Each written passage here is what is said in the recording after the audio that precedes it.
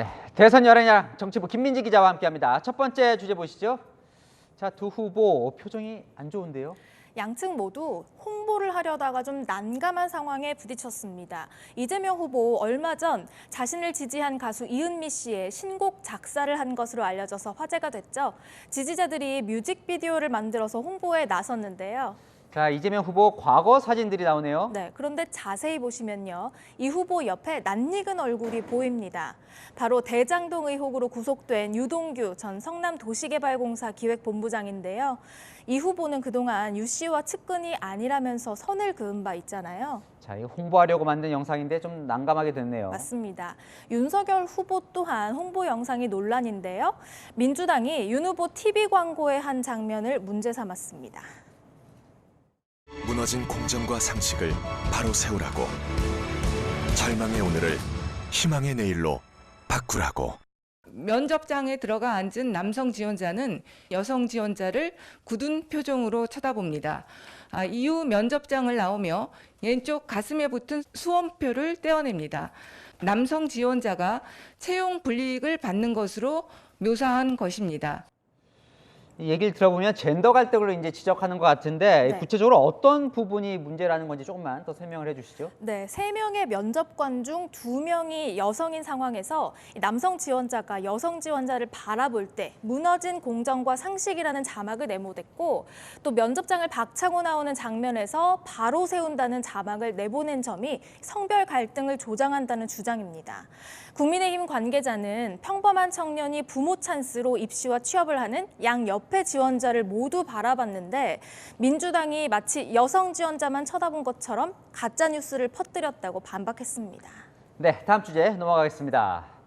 지금 대선 현장은 16일 앞으로 다가오다 보니 현장 소식이 쏟아지네요. 네, 오늘부터 이 책자형 선거 공보물이요 각 가정으로 배송됐습니다. 이재명 후보는 정치 행정 경험을 내세웠습니다. 이 공보물에도 현장 행보 사진을 활용해서 유능한 후보임을 강조했는데요.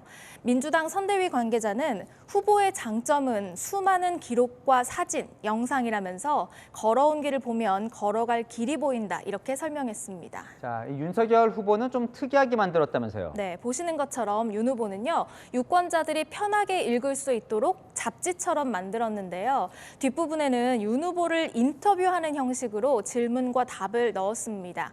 또 시각장애인들을 위한 음성 파일형, 또 점자형 선거 공보물도 만들었다고 합니다.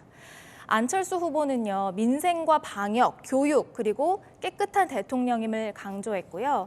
심상정 후보는 이 대표 공약이죠. 주 4일제 복지 국가를 내세웠습니다.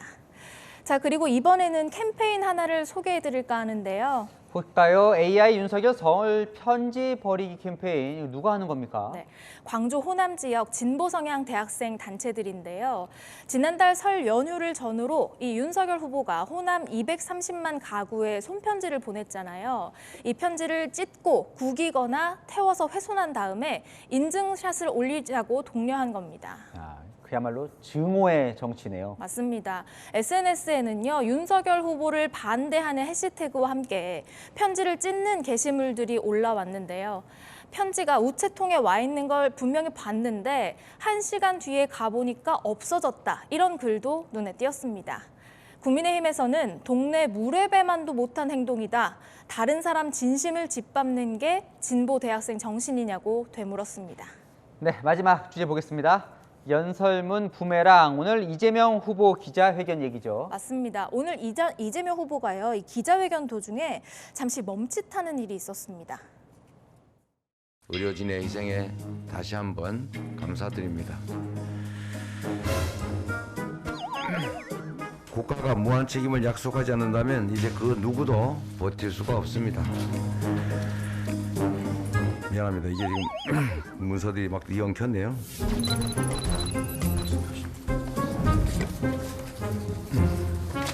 이 아침에 이게 지금 원고 이 순서가 뒤섞여 있었나 보네요. 네, 사실 이 유세 현장이나 뭐 각종 현장에서는 발생할 수 있는 사소한 실수인데요. 현근택 민주당 선대위 대변인의 과거 발언이 좀 소환됐습니다. 윤석열 후보는 연설문이 없으면 안 된다, 바람에 날아가도 안 된다라고 하면서 윤 후보가 연설문을 이렇게 고정해 놓은 장면을 비꼰 적이 있거든요. 오늘 국민의힘은 현근택 대변인의 글을 그대로 인용하면서 이 후보의 실수를 꼬집었습니다. 자, 두 후보 측 모두 상대방 실수에 가혹한데요. 언제든지 반사 공격을 당할 수 있다는 것도 기억하면 좋겠습니다. 네, 한번 뱉어놓은 말은 주워 담을 수가 없으니까요. 야랑야랑이었습니다.